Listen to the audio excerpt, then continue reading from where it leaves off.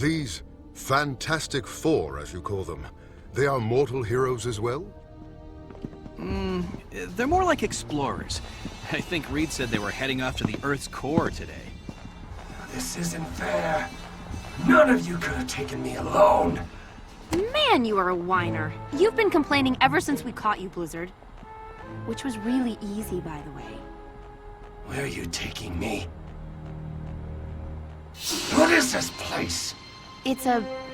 well, honestly, I'm not sure. I haven't seen it yet. Well, Iron Man, Reed Richards, and I had a meeting after the breakout. We brainstormed ideas to make the world a better place. This was number 42.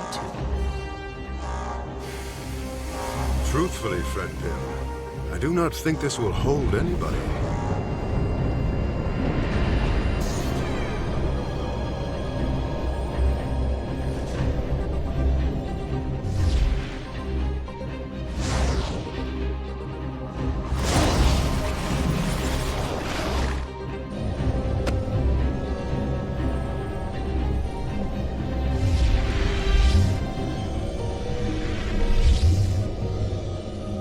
Greetings, Dr. Pym.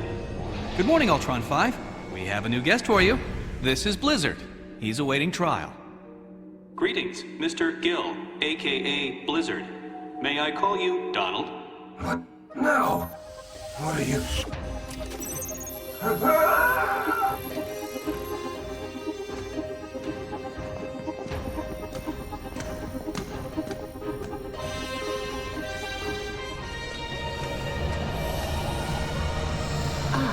Wow.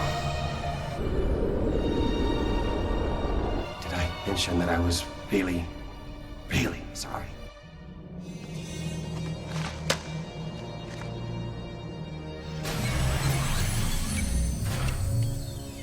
Well, I appreciate the lessons and the bruises, but the world has changed, Cap.